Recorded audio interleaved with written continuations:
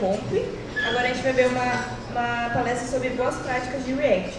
Antes disso, só tirando a dúvida do intervalo e da presença, o período da manhã e da tarde é uma, aí o da noite, que é a palestra a partir das 8 da noite, das 7, aí é outra presença. Então são 2 presenças por dia. Porque o intervalo, né, entre as palestras tem intervalo, mas não é o intervalo, é o turno da manhã e tarde e o turno da noite. Sobre a palestra. Nosso palestrante é Diego Augusto. Ele é Tech Lead, desenvolvedor sênior na Objective, atuando como back-end, front-end e mobile, sempre buscando a implementação de boas práticas para sistemas robustos.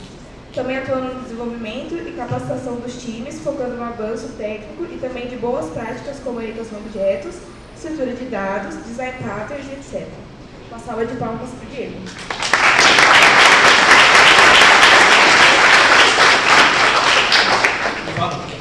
Boa tarde, pessoal. Agradeço aqui por todos estarem assistindo, teve um parecido aqui também. Como me apresentaram já, me chamo Diego, sou Tech Lead no Object, faz 8 anos que estou atuando com desenvolvimento de software. Nesse processo eu aprendi bastante coisas e também sofri, né, quem nunca sofreu com programação. Né? Todo dia uma vitória e uma derrota. E nesse meio de aprendizado eu comecei a me interessar bastante por boas práticas de programação, design patterns, estrutura de dados e entre outros assuntos mais voltados para a arquitetura. Recentemente, 2 anos atrás aproximadamente, eu acabei caindo de paraquedas no front-end, que era uma coisa totalmente nova para mim, e comecei a trabalhar com React. Já tinha trabalhado com front-end, mas o front-end acabou evoluindo bastante, eu até vou comentar isso depois com vocês. Comecei a trabalhar com React, era um sistema bem complexo, e lá foi onde eu comecei a aprender bastante coisa de front-end e consegui implementar várias coisas que eu tinha aprendido com outras tecnologias, tanto back, no mobile, também no front. Então vou dar aqui. São boas práticas de programação. Boas práticas de programação são convenções, conjuntos de convenções, padrões, princípios que visam tornar o código universal. Mas por que o código precisa ser universal? Quanto mais universal o código for, não é que ele tenha que ser universal igual a todos os outros códigos. Ele tem que estar num padrão que qualquer pessoa que entre no projeto, membro do time, consiga ler, consiga interpretar o código, consiga dar manutenção e consiga aumentar o código. Aumentar no caso de conseguir escrever mais código usando aquele código que já é existente no projeto. Um código bem escrito e bem estruturado pode ser facilmente compreendido, refatorado e atualizado pelo time. Quando você escreve um código mais organizado, bonito, o seu eu do futuro provavelmente vai agradecer seu eu do passado. Porque dificilmente a gente, quando a gente está desenvolvendo, dificilmente a gente acaba dando atenção para boas práticas, mas no futuro, quando a gente vai mexer naquele código que a gente já desenvolveu, a gente acaba vendo que se torna complexo para conseguir entender o que aquele código se propõe a fazer. Boas práticas também servem de guia para novos profissionais, tanto do time, que são os júniors, tanto os que entram no projeto sendo júnior, pleno, sênior ou qualquer outra função, porque quando o código está bem escrito, como eu disse anteriormente, fica muito mais simples e fácil de compreender o mesmo. A proposta é tornar o código universal e reduzir a complexidade do código, ajuda a prevenir erros e também identificá-los, e também ajuda no entendimento da regra de negócio. Muitas vezes a gente trabalha com várias regras de negócio complexas nos sistemas, isso não só para front-end, mas back-end também, e quando o código está bem escrito, por mais que a gente tenha uma noção da regra de negócio, fica muito mais simples de conseguir compreendê-la como um todo. Boas práticas de programação no geral, não só para front-end, React, mas como um todo. Indentação, sempre é importante indentar o código, porque o código não indentado fica bem difícil de compreender também. Imagina aquele código lá tudo retinho, assim, tudo bonitinho. O Python tem uma grande vantagem nisso, né? Não sei se tem bastante gente que gosta de Python aí, mas a indentação no Python é bem intuitiva. Então, quanto mais a indentação, quanto mais a gente trabalhar com indentação no nosso projeto e deixar bem organizado, inclusive criar padrões de indentação, que é possível também, fica mais fácil de conseguir compreender o código. Nomenclaturas expressivas de funções, variáveis e classes. Isso é uma coisa bem importante, Inclusive, ano passado, ou quando eu estava na faculdade até, ou quando eu estava fazendo um sisteminha bobo lá, chegava a declarar uma variável lá, variável i. Beleza, o que essa variável i significa? Depois eu chegava, pegava o mesmo código e não entendia nada. Então, é bem importante a gente conseguir dar nomenclaturas expressivas para as nossas variáveis, funções e também para as classes, né? Essa variável i, no caso, representava, por exemplo, idade, né? Daí a gente acaba colocando só abreviando, coloca o i em vez de idade. Então, fica muito mais fácil colocar a idade, o nome inteiro da variável, ou o nome inteiro da função que ela está proposta para fazer, porque só de bater o olho na variável ou bater o olho na função, você já é capaz de saber que aquele código, aquele trecho de código está proposto a fazer. Testes. Testes é muito importante. Hoje em dia, ainda mais ainda com a evolução da TI, tem vários tipos de testes. Eu não vou detalhar mais a fundo, porque senão daria outra palestra. Mas temos testes unitários, funcionais, temos testes end-to-end, por aí vai.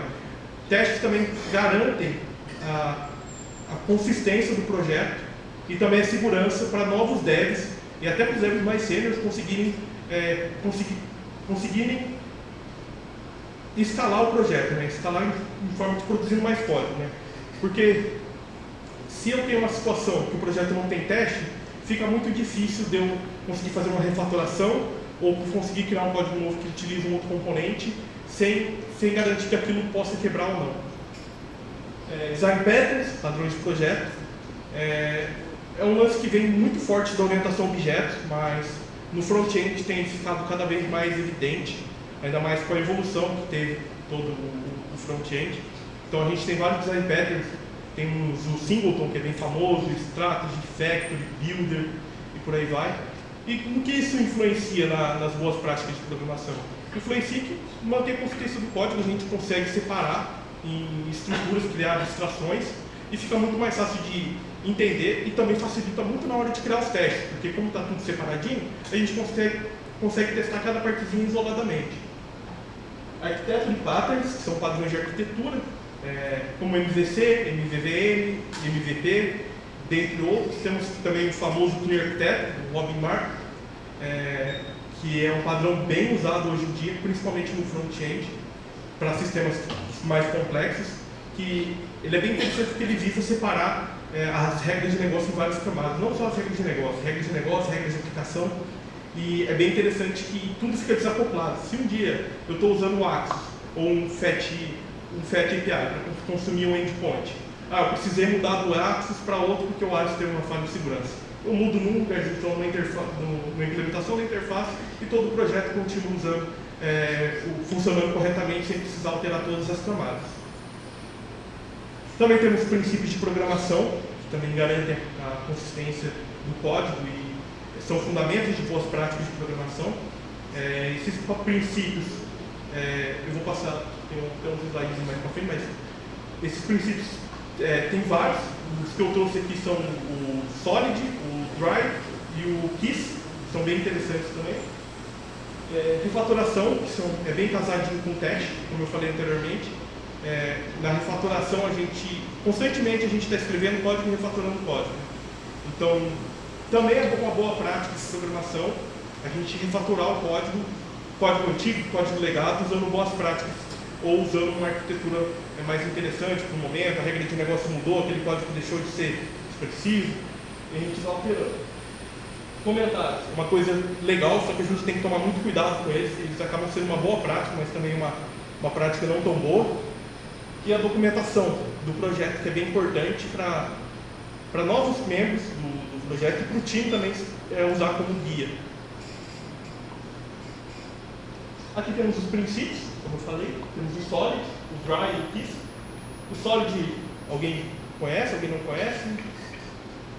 Solid é um princípio bem forte na programação, era mais voltado para orientação a objetos, mas ultimamente começou a chegar mais no front-end.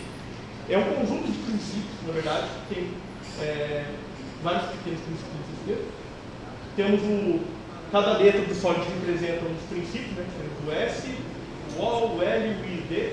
O S representa o Single Responsibility Principle, que é o princípio da responsabilidade única, que provê que cada classe, cada função deve fazer somente aquilo que ela está proposta para ser feita e nada mais. Se ela começa a fazer mais coisas que não é responsabilidade dela, acaba sendo difícil de refatorar e difícil de reutilizar. Temos o Open Closed Principle, que é o princípio do aberto e fechado. Sempre quando a gente abre alguma coisa, uma transação, cria um listener, alguma coisa, sempre a gente tem que fechar depois. Então a gente não pode esquecer de fechar esses casos que a gente vai abrir. Isso é um exemplo só da transação, do listener, mas serve para qualquer coisa que se encaixe nesse fato de a gente precisar abrir ou fechar depois. Substituição de um dispositivo, que é o Disposable Substitution Principle, que prega que toda classe que herda uma outra classe, ela deve ser capaz de substituir a classe pai a qualquer momento. O princípio de segregação de interface, esse é um pouco mais complexo, então vou acabar não falando muito dele. E o princípio de inversão de dependência, que também a gente acaba invertendo as dependências para não gerar acoplamento no código. Né? Às vezes eu não preciso de uma dependência na tela, né? Então eu acabo invertendo onde eu vou usar essas dependências para conseguir reutilizar os meus componentes ou a minha classe em mais lugares. Também temos um padrão bem interessante que é o DRY, que é o Don't Repeat Yourself. Ele propõe que a gente evite repetições, mas temos também que tomar cuidado porque repetição nem sempre é ruim. Às vezes a repetição acaba sendo melhor do que criar uma abstração que é utilizada no sistema todo, que a gente acaba mantendo lá e se um dia a gente precisar de uma regra específica para uma tela, a gente precisa ir nessa função, nessa classe e adicionar uma condição lá para cumprir o uso da outra tela. Então, para regras de negócio que dificilmente mudam, é bem interessante não repetir. A gente coloca num lugarzinho só e reutiliza no sistema inteiro. Agora, regras do sistema, componentes, CSS, essas coisas, tranquilamente a gente pode criar repetição. Quando der para não repetir, é tranquilo, vai do caso de uso. A gente analisa, olha, isso aqui pode ser enviado para um hook, um React, ou pode ser uma classe específica, pode ser uma classe CSS que a gente pode usar para compor outro CSS depois, tranquilamente. Também temos o KISS, que é bem engraçado até, Keep It Simple e Stupid. Né? Mantém isso simples e estúpido. Então, quanto mais simples e estúpido for a função, o código, mais fácil de dar manutenção. O nome já diz bastante, né? E também tem um ponto bem interessante, que casa com esse princípio, é que muitas vezes a gente tenta enfeitar o código para deixar ele bonito, só que a gente acaba deixando ele mais complexo. Nem sempre o código mais bonito é o mais simples também. Então a gente tem que utilizar os recursos da linguagem com sabedoria.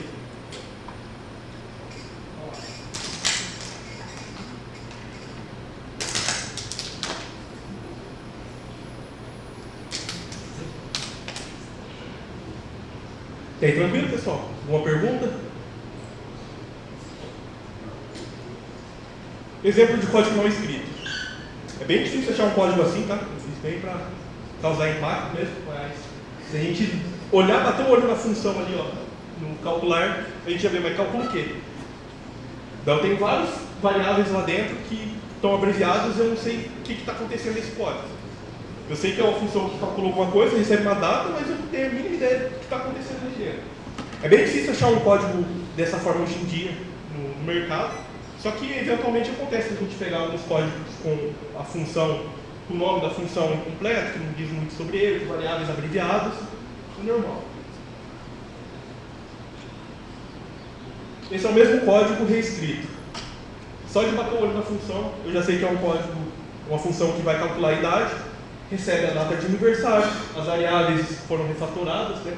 Todas têm um nome bem expressivo, né? Hoje, ano vigente, ano de aniversário, idade e retorna a idade.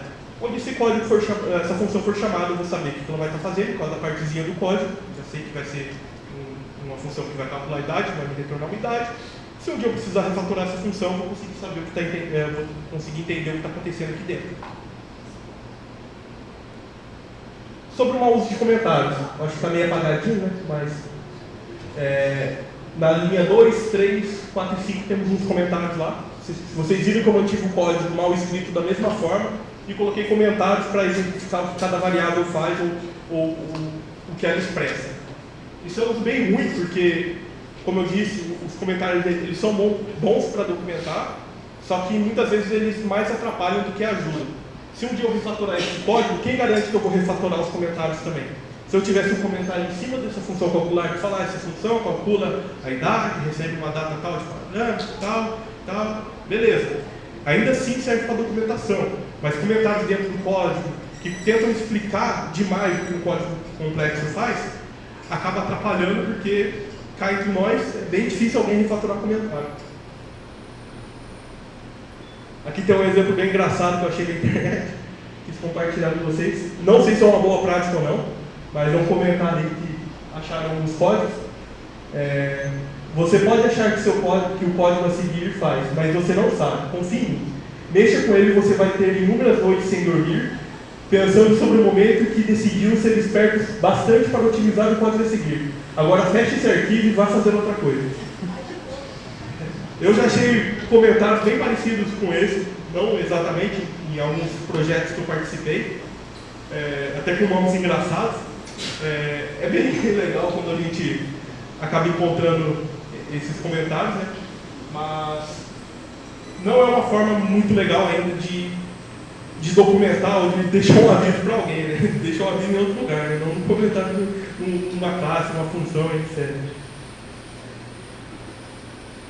Um modo legal de usar comentários. No JavaScript, temos outras tecnologias também, outras bibliotecas, mas a gente tem o JS-Docs, que permite que a gente use comentários para conseguir documentar uma função, uma classe, uma variável, etc. Aqui tem um exemplinho aqui, então é um comentário, e eu consigo passar um parâmetro, que é o parâmetro que recebe da função, eu tipo ele e coloco o nome dele.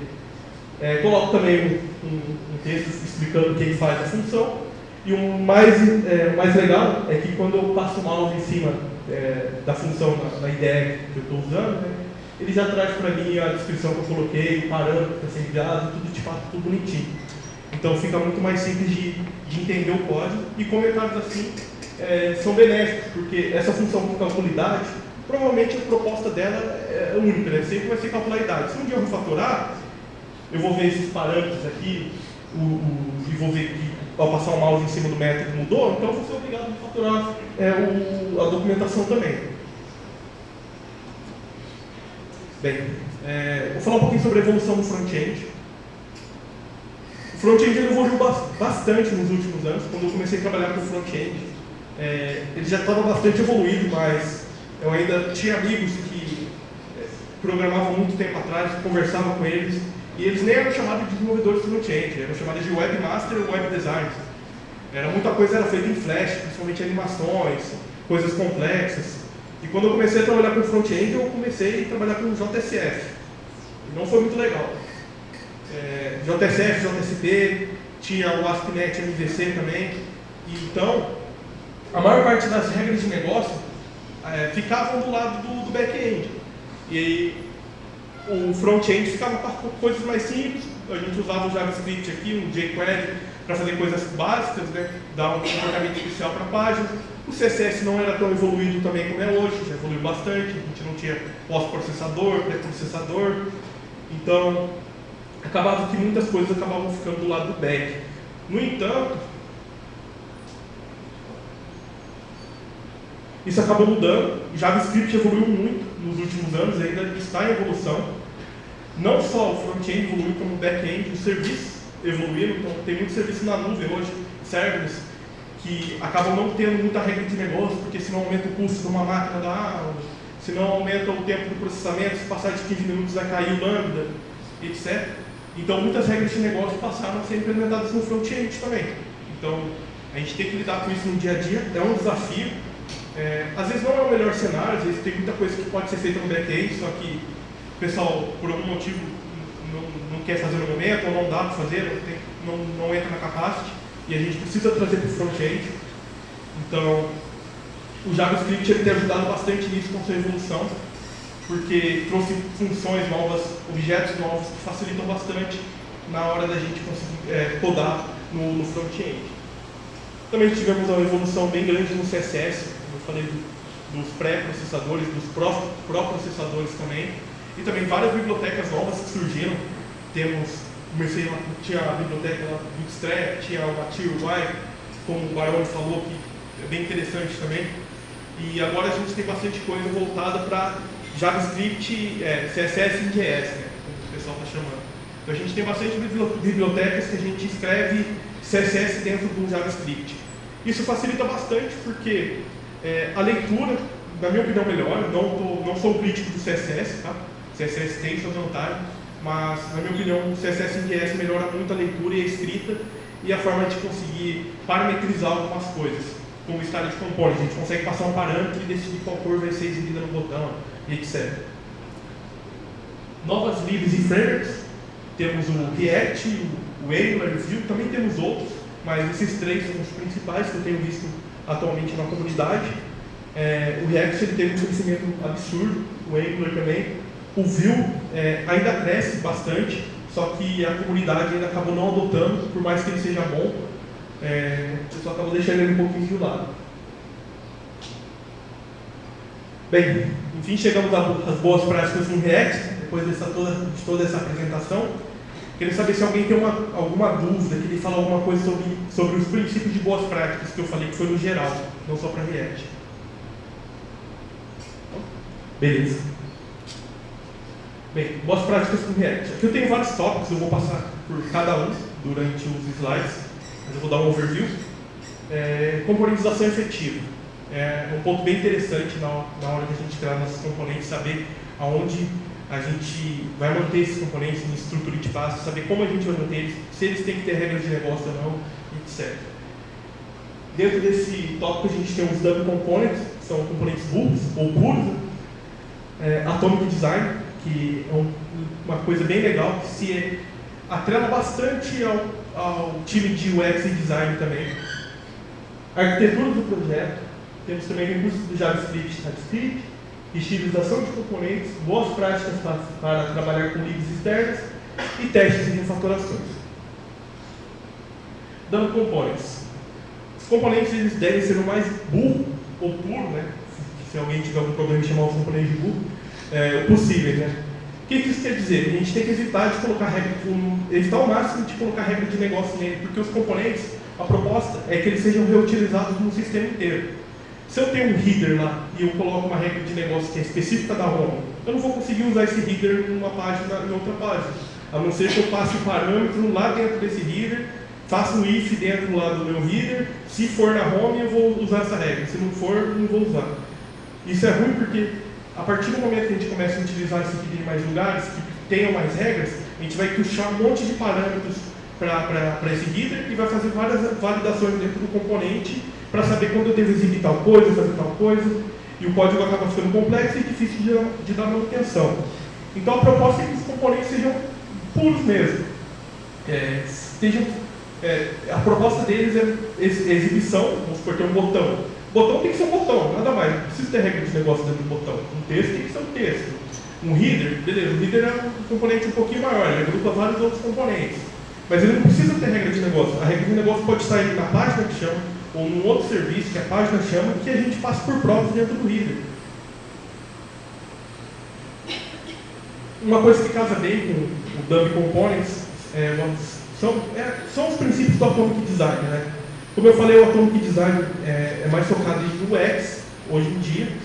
A gente acaba tratando os componentes como átomos, moléculas, organismos, templates e páginas. Os átomos, eu vou mostrar uma imagem melhorzinha depois. Os átomos são a menor parte do componente, como um botão, um texto, um label, uma grid. As moléculas já são um conjunto de átomos, né? Uma molécula pode ser um header que tem um botão e um logo. Um logo é um átomo e o botão é um átomo. Os organismos são um agrupamento de moléculas e, consecutivamente, de átomos também. Então, nos meus organismos, eu posso ter um header que tenha um input search, que daí já é um input, que tem um botãozinho de pesquisar lá do lado, a lupinha. Então, eu vou ter um organismo que vai ter uma molécula, que seria o input search, que vai ter outros átomos também dentro daquele header. Template. Template é template, né? A gente tem um template que, por exemplo, tem um header e tem um footer, eu vou reutilizar em toda a minha página que precisa ter um header e um footer. E as páginas são onde a gente agrupa todos os conteúdos de fato. Aqui a gente tem uma imagenzinha mais detalhada dos átomos, moléculas, organismos, templates faz. Vocês podem ver que as moléculas ali, ó, também que é um conjuntinho de átomos mesmo, e os organismos são um conjunto de moléculas. Aqui está a explicação do que são cada um. Os átomos são os menores componentes, né? E como isso se atrela ao desenvolvimento front-end. Eu falei que isso geralmente é utilizado mais pelo time de UX, de design, né? Mas quando a gente começa a utilizar isso no front-end, é bem legal que o time de desenvolvimento acaba ficando mais próximo do time de design, que até um tempo atrás, acabava sendo bastante distante com a evolução do front-end. Porque antes era um time só, né? Era o webmaster, ele fazia o design, fazia as JavaScript, fazia tudo. Agora, com a evolução, separou em várias frentes o front-end. Tem o time de design, tem o time de qualidade, tem o time de desenvolvimento. Então, o Atomic Design provê que o time de desenvolvimento seja mais próximo do time de design.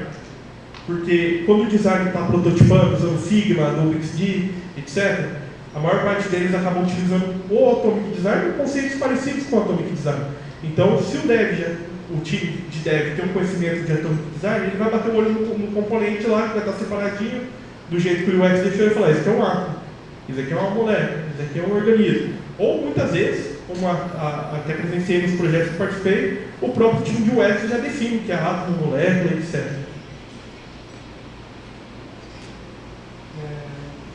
Faz sentido usar em todos os projetos Atomic Design? Nem tanto. Se for um projeto simples, com poucos componentes, às vezes acaba não fazendo muito sentido. Mas em projetos maiores, que tem um grande número de componentes, de recursos gráficos, visuais, é bem interessante acabar utilizando o Atomic Design. A manutenção dos componentes também se torna mais efetiva, como eu falei, fica mais fácil de testar e refatorar, porque fica tudo separadinho, o botão fica separado, o texto fica separado. Se eu precisar fazer teste de render ou depois testes end-to-end, acaba sendo mais fácil de testar esses componentes. Aqui está um exemplo de projeto que eu acabei montando. É um projeto React, que tem a pastinha de components, e dentro dela eu separei várias outras pastinhas. Não necessariamente precisa ser assim, vocês podem trabalhar do jeito que vocês bem entenderem, se quiserem deixar só átomos ali dentro, átomos e moléculas juntos, sem problema. Eu prefiro deixar assim que fica separado. Então, dentro de átomos eu vou colocar os botões, grid, textos, etc. Dentro de moléculas eu vou colocar as moléculas, header, entre outros. Dentro de organismos, dentro de templates, por aí vai. Junto com a questão do Dumb Components e também com o Atomic Design, eu queria trazer para vocês um conceito bem interessante que vem do Web Component e também é bem utilizado no Vue, que é o conceito de slots, né? Como eu falei do header anteriormente, né? De passar várias props dentro do header lá para conseguir corresponder a todas as telas que usam ele, né? Então, em vez de ficar passando props, porque eu já não passo o componente que eu quero renderizar no header? Então, eu crio um slotzinho, esse slotzinho vai receber um componente, pode ver que está tipado ali, eu estou usando TypeScript, no caso, mas ele é um React Node. Os dois parâmetros que são passados aqui no meu header, tem um slot navigation button e um slot logo. Ele vai receber esses parâmetros como aqui no meu header, e o header decide como renderizar eles. Se eu tivesse um header aqui, imagina um header, tem um logo no começo, um texto aqui no meio e um botão de navigation no final, navigation button. Se eu não passo o botão e eu estilizo aqui, vai ficar só o logo e o texto. Não vai alterar espaçamento, não vai alterar nada, só não vou exibir mais o navigation button. Então é bem interessante trabalhar dessa forma, porque a gente deixa para a tela a responsabilidade de quais componentes ela quer mandar para um filho e renderizar um filho. Aqui está um exemplo de uso, né? No caso eu tenho uma about page aqui. Eu tenho um componente que eu estou atribuindo uma variável, né? É um botão, esse navigate to home button, e também tem um logo que é um componente, uma imagem, né?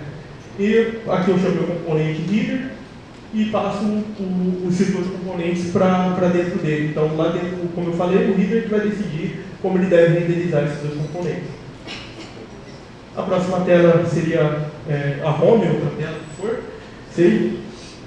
Aqui eu não estou passando o slot navigate button, só estou passando o logo, então ele só vai apresentar o logo na tela, não vai apresentar o navigate button. Então fica bem simples de montar a tela, a gente usa composição, divide responsabilidades. Como eu falei, casa bem com dando components, porque a gente acaba evitando de deixar coisas dentro do componente e deixa responsabilidade para a tela, que vai chamar de fato. E também simplifica o código, fica mais fácil de testar.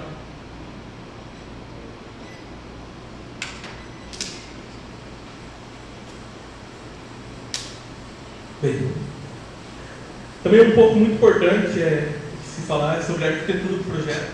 Sempre quando a gente começa um projeto, a gente fica meio perdido de qual biblioteca escolher, qual gerenciador de estados vamos escolher, qual pós-processador de CSS ou qual biblioteca a gente escolhe.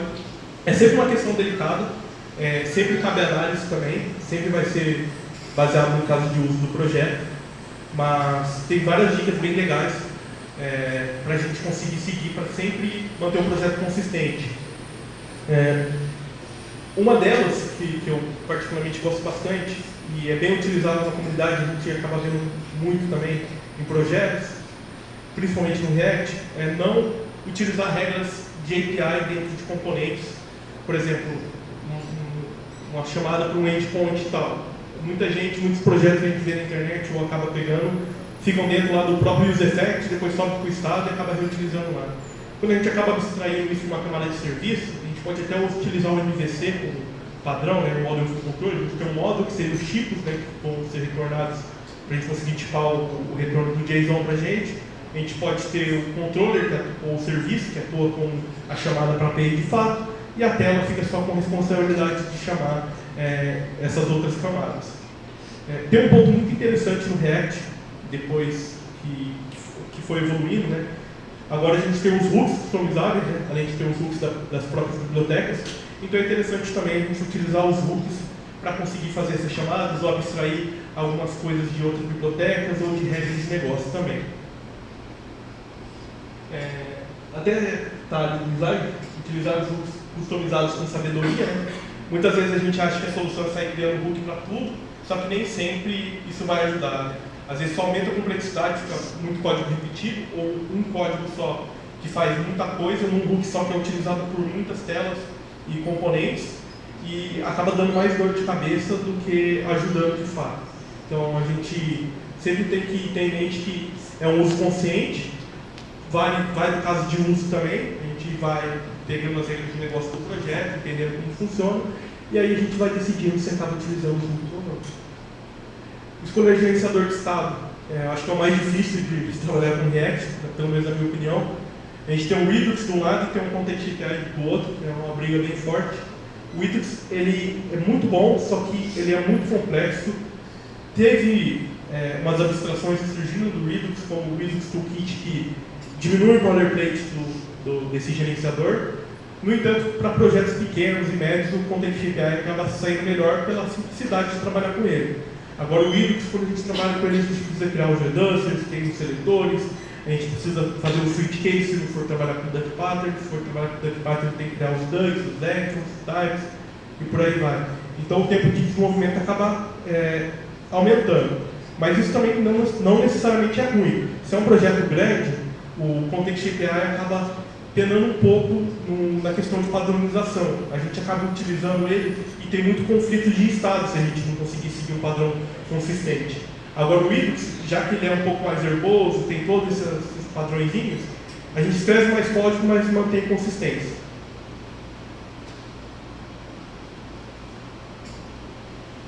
Um ponto bem interessante também são os recursos do JavaScript e do TypeScript. Temos vários recursos novos, né? Não são tão novos assim, mas eu gosto de chamar de novos do JavaScript, porque na minha época, se tivesse, ia ser bem bacana. Mas quando eu vi o filter, map e redux pela primeira vez, o olho encheu de lágrimas. Um bom entendimento dos recursos disponíveis pela linguagem facilita na hora de escrever um código mais conciso, né? Como eu falei anteriormente, no começo, né, nem sempre a gente deve utilizar os recursos da linguagem só para ficar mais bonito, se isso for adicionar complexidade. No entanto, se o recurso for válido para o caso de uso que a gente está fazendo agora, por exemplo, em vez de usar o for, a gente acaba utilizando o map. Né? Mas por quê? É bem importante a gente saber por que a gente vai usar o map em vez do for, e caso contrário, né? No caso, o for, ele acaba não retornando nada, né? A gente itera sobre ele, não retorna nada. Agora o map ele já retorna um novo array para a gente. Isso é interessante. Se eu não preciso retornar um novo array, por que eu tenho que usar o map? Só para ficar mais bonito, só para ficar funcional? Não precisa. Um for poderia ser muito melhor usado em alguns casos, né? E o contrário também. Também temos o filter, o redux, que facilitou bastante a nossa vida. Temos outras funcionalidades do JavaScript, do TypeScript, também bem interessantes. O TypeScript, ele trabalha com tipagem, um pouquinho mais verboso, só que, como eu falei, às vezes verbosidade traz um pouquinho mais de padronização. O JavaScript, ele é mais livre, é melhor, é mais gostoso de programar. Só que em times grandes, pode ser que tenha mais problemas de padronização. A gente não consegue controlar o código com tanta qualidade quanto a gente consegue controlar o código com o TypeScript, por exemplo. Eu já passei por uma refatoração bem grande no projeto. Eu estava atuando num projeto bem grande, full JavaScript. A gente começou a ter vários problemas com membros novos que entravam no time. A gente refatorou o projeto inteiro, demorou um mês e pouco para TypeScript e mudou bastante.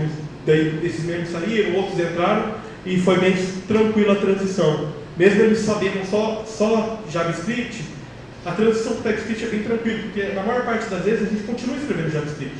Muda pouca coisa com o TypeScript, muda alguns recursos, a tipagem, a gente consegue trabalhar mais orientado a objetos também, que não é mais um tabu do front-end, inclusive.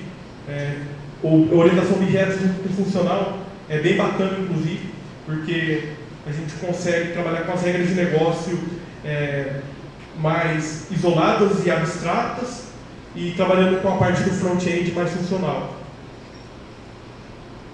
Temos vários métodos também que facilitam, né? Um que eu gosto bastante é o set. Quem já sofreu para tirar aí, valores repetidos de um array, vai entender, o set, em vez de precisar fazer um map, um for, passar por cada elemento, fazer uma validação, o set ele trabalha com imutabilidade, então a gente passa um array para ele de, por exemplo, nomes, que tem Diego 2 vezes repetido lá, ele já arranca o segundo Diego automaticamente. Trabalhar com tipagem desse código verboso, que nem eu falei, sim, mas define um padrão, então cabe do desenvolvedor e do time decidir. E uma coisa bem bacana também acabar utilizando o ESLint e o Priller, né? Facilitou bastante na hora de desenvolver. O ESLint ele acaba definindo padrões diretamente no código, a gente consegue configurar as regras dele e se a gente fugir um pouquinho desse padrão, a IDE, o editor, vai acusar para a gente que a gente fugiu desse padrão. Na hora de fazer o push para o Bitbucket, o Git também, GitHub, a gente pode configurar um pré-push e rodar o ESLint, se tiver alguma coisa errada não vai subir o push. O Priller é interessante também porque ele mantém a formatação do código, então a gente consegue configurar para quando salvar o código, ele já formata na configuração certa, a gente consegue separar os imports do jeito que a gente quer, import de biblioteca primeiro, import de componentes depois, etc. Aqui tem um outro cara que faz parte do set, que é o map, não é o map do array, é o map do objeto. Eu queria mostrar um exemplo de uso bem legal dessa função, principalmente no React. Aqui eu tenho um código bem simples aqui, que eu instancio um novo map e passo para ele um conjunto aqui, né? Admin, um componente home, common e about. O que isso quer dizer? Qual a intenção desse código? Né? Em vez de fazer um if aqui, que se a rota for a role que está vindo para mim aqui a regra, for admin, eu vou renderizar a home. Daí eu faço outro if, se for common, eu vou renderizar about, eu vou fazer outro if, se for tal coisa, eu vou renderizar outra página, etc. Fica muito mais simples abordar isso no map. Então eu consigo criar um mapa, coloco a chave, o valor, e no meu return, no retorno do meu componente, né, eu chamo o meu mapa, dou um get e passo a role que estou recebendo por parâmetro aqui. Então se a role for admin, ele já vai me renderizar o home aqui dentro. Se a role for common, ele vai me renderizar o about aqui dentro e por aí vai, eu acabo matando todos os ifs que poderiam ter aqui. Estilização dos componentes. Como eu falei, é muito importante, ainda mais hoje que o CSS evoluiu bastante. A a gente definir uma biblioteca, ou se for trabalhar com CSS, trabalhar com cuidado. Não que eu odeie CSS, só que com a evolução das bibliotecas, fica muito mais simples, mais fácil utilizá-las hoje em dia do que CSS puro, principalmente em React, Angular e Vue. É bem interessante manter os estilos isolados para cada componente criar um estilo. Se for usar em outros lugares, cria uma pastinha de commons lá e acaba usando por composição. Também é bem interessante as bibliotecas que são de CSS em JS, como eu falei do Style Components. Também temos uma TUI, não é CSS em JS, mas é uma biblioteca bem bacana. Temos o Chakra UI, que é CSS em JS, o Tailwind CSS, que ele se assemelha bastante ao Sass. A gente vai compondo os nossos componentes passando as classes CSS que a gente quer lá. Aqui eu tenho um exemplo do Style Components, um exemplo de um botão, é um arquivo JavaScript. É bem interessante que eu consigo escrever CSS normalmente dentro dele e consigo passar props também para dentro desses componentes, né, para decidir fazer algumas decisões. Por exemplo, esse botão aqui, eu posso fazer uma condição aqui, se a prop for primary, ele vai exibir uma cor, se for outra, vai exibir outra cor, e por aí vai. E é bem interessante que na tela, da onde eu vou importar esse botão, o estilo, eu uso ele como se ele fosse um componente mesmo. E consigo passar o parâmetro normalmente para dentro dele. Trabalhar com níveis externos. Deixa eu dar uma água.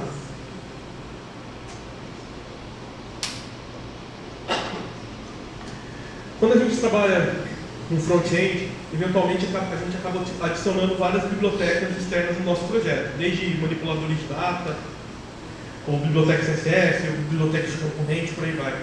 Uma coisa que a gente precisa tomar cuidado no dia a dia é a questão de se eu estou usando uma biblioteca, ela está sendo usada em todas as telas do meu sistema. Daí chega uma notificação do GitHub que tem uma falha de segurança gravíssima nessa biblioteca. Eu não consigo mudar meu sistema de uma hora para outra, mexendo em todas as telas, alterando para uma biblioteca nova. Isso se aplica a vários tipos de biblioteca, não que isso vá acontecer, mas já aconteceu.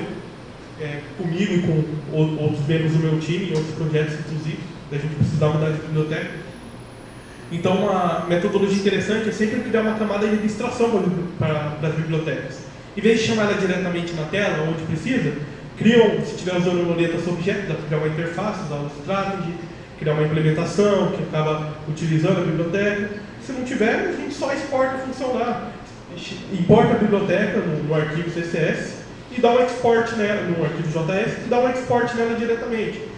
Daí você vai usar esse arquivo que você criou no seu projeto em todas as telas. Se um dia precisar mudar a biblioteca ou criar um componente novo, a gente mexe num arquivinho só e todas as telas que usam aquele componente acabam pegando essa reflexão desse componente que a gente alterou. Testes de refatoração. Os dois andam bem de mãos dadas, né, no caso, porque é bem difícil existir refatoração sem teste, porque quando a gente acaba refatorando sem teste, a gente não garante a consistência do projeto, do código. Estou fazendo uma refatoração, pode quebrar tanto a função que eu estou refatorando, quebrar as regras de negócio, mas pode acabar quebrando outras funções do projeto que acabam utilizando aquela mesma. Então, testes é bem importante, hoje em dia, mais ainda, né, pela dada que eu falei, dada a evolução do mercado. Refatoração também anda de mãos dadas com os testes, e a gente faz todo dia e vai fazer para sempre, não tem como fugir. Um ponto bem interessante, eu sei que é difícil, mas é bem interessante, a gente poderia tentar dar mais chance para o TDD. Às vezes não é culpa diretamente dos devs, mas às vezes o prazo apertado, o cliente, etc. Fica difícil de fazer TDD, que seria fazer o teste antes de codar de fato, mas isso diminui drasticamente os erros do código. Também permite que o dev comece a ter uma visão melhor de como funciona a regra de negócio e também de boas práticas, refatoração, etc. Quando você escreve o teste primeiro, além disso, né, você tem mais segurança para conseguir escrever a funcionalidade de fato, né? É uma coisa bem interessante, né, que eu comento com os colegas meus, que os devs têm 3 fases, né, na vida de dev, né? A primeira fase é a fase que escreve código como se fosse um robô, né, mesmo, né? Eu, particularmente, gostava dessa fase quando era comigo, né? Estava escrevendo código lá, ninguém reclamando, só que na hora que chegam os erros, tipo, tinha muitos erros chegando e eu tinha que corrigir.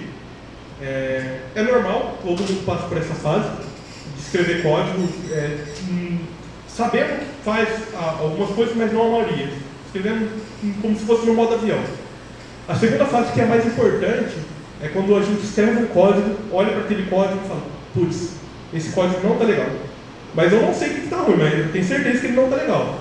Daí é onde a gente pede auxílio do sênior ou da comunidade, se a gente participa de um fórum, etc. E nisso a gente começa a evoluir. E tendo testes, tendo boas práticas de programação, essa evolução fica mais fácil, fica mais tranquilo de chegar no próximo passo, que é o passo de você bater o olho no código e falar, poxa, isso aqui não tá legal, poderia ter feito isso e tal, ou na hora que eu for escrever um código, já escrevo ele legalzinho, bonitinho. Se não escrever, eu já sei onde precisa refatorar, eu sei que tem que refatorar no futuro. Então, as boas práticas contribuem bastante para isso. Tem vários outros conjuntos de boas práticas, principalmente para React, e no geral também, que existem, né, mas não consegui trazer para vocês, mas com estudo, com pesquisa, essas coisas fica bem fácil de achar. No entanto, boas práticas no React, a maior parte das coisas que eu trouxe aqui são que a comunidade acaba usando bastante, né, nos dias de hoje, e está crescendo bastante, né. Boas práticas não é só isso que eu trouxe para vocês, tá? Vocês podem estar trabalhando com uma coisa no dia a dia e falar, poxa, isso aqui é uma boa prática, vou compartilhar. Boas práticas não são só coisas que os outros comunidades ditam também. Os membros do projeto, vocês mesmos, podem descobrir uma boa prática e falar, poxa, gostei disso aqui, facilita a minha vida, vou compartilhar com a comunidade, vou continuar fazendo assim, vou mostrar para um amigo, etc.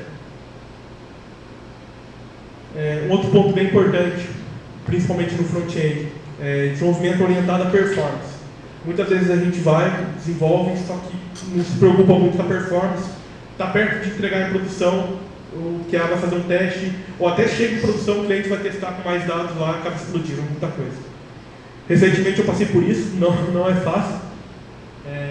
Tem vários recursos que ajudam nisso, mas um dos principais que eu gostaria de trazer, principalmente com o React, como eu falei que o front-end evoluiu, tem muita coisa vindo para o front, muitas vezes tem muitos dados vindo também. O React ele trabalha com o Virtual DOM, que é utilizado em algumas coisas, mas em outras coisas ele pena um pouquinho. Então a gente tem que evitar ao máximo de exibir uma massa de dados muito grande na tela, né? E como a gente pode fazer isso? Ou a gente usa virtualização, que a gente... Imagina o DOM, que a gente tem uma lista lá com 1000 itens. Tem o DOM, eu vou exibir 10 itens, conforme eu for scrollando, eu vou carregar mais 10 itens e vou tirar aqueles 10 itens que estavam anteriormente do DOM. E quando eu voltar, ele vai recarregar de novo. Tudo isso fica na memória, enquanto eu vou scrollando, ele vai colocando os elementos no DOM e retirando. Já a paginação, geralmente o back-end traz paginado para a gente, mas tem alguns casos que o back-end fala, não vou paginar não, toma aí 1000 dados aí. Então a gente precisa virtualizar de qualquer forma, mas se tiver paginado, beleza. Se não tiver paginado, tem ainda a opção da gente paginar no front-end. Ferramentas, né, de debug são muito importantes, como React DevTools, Redux DevTools, se vocês todos usaram Redux. Aprender a debugar código é bem importante, porque a gente consegue entender melhor como funciona não só o código, mas como a regra de negócio também. Então, configurar o VS Code ou outro TE para debugar é bem bacana. O React deve prover bastante coisas para a gente conseguir debugar as aplicações de React. Tem o Profiler, que é bem interessante para medir performance também, que casa com esses pontos que eu falei anteriormente, inclusive. Um ponto importante, React Memo, Use Memo e Use Callback. Muitas vezes a gente deixa esses carinhas de lado, só que eles garantem que não vão, principalmente o React Memo e o Use Memo, eles garantem que não vão ter re-renderizações excessivas na página. O que é uma re-renderização? Imagine que eu tenho uma página normal, com uma tabela, e tem um botão que abre o modal. Essa tabela lá está com 50 linhas, né? 50 linhas de dados. Eu vou clicar no botão que abre o modal, se não tiver memorizado o meu componente, minha página, na hora que eu clicar no botão de abrir o modal, ele vai renderizar toda a minha tabela com 50 itens de novo. Isso vai pesar na memória. Agora imagina se essa tabela tivesse mais dados, né? Mais itens, né? Então, utilizar o React Memo é bem interessante porque evita renderizações do componente, ele mantém a memorização das props, ele só vai renderizar se as props mudarem. O Use Memo tem um princípio um pouco semelhante ao React Memo, mas ele serve mais para realizar cálculos mais complexos. A gente consegue encapsular um cálculo dentro dele e passar props também, como se fosse um Use Effect, inclusive, a gente passa entre chaves lá as props, então só vai fazer aquele cálculo assim que as props mudarem, né? E o Use Callback tem um princípio semelhante, mas é mais utilizado para funções, para a gente armazenar o valor da função para não ficar chamando ela toda hora novamente. Bem, pessoal, acho que a palestra se encerra aqui da minha parte, né? Acho que agora a gente abre para perguntas. Vamos daí.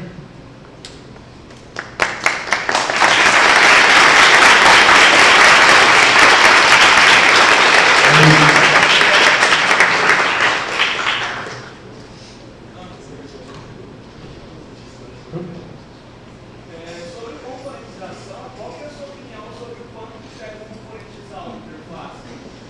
Como é a opinião de quanto deve componentizar uma interface?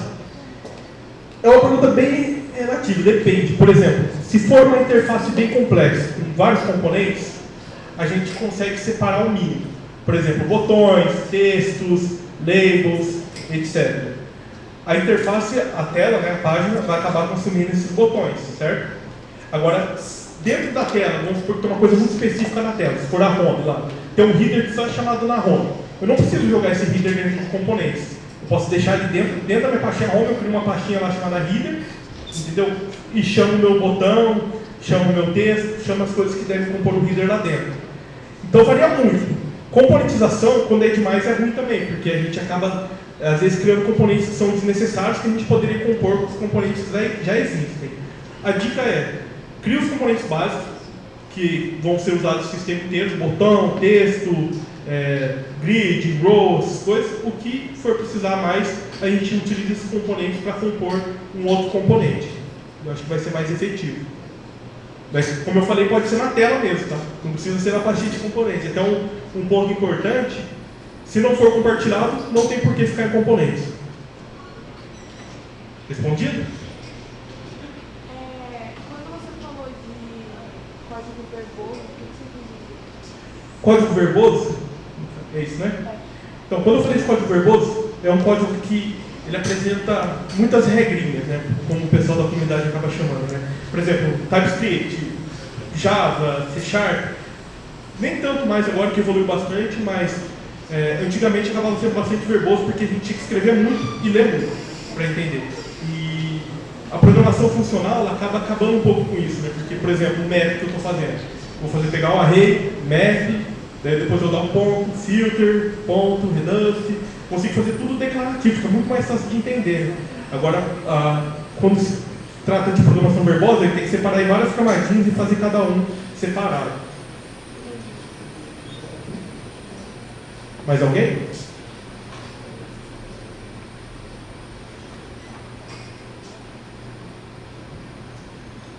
Se ninguém tiver mais uma pergunta, mais uma salva de palmas para o Diego.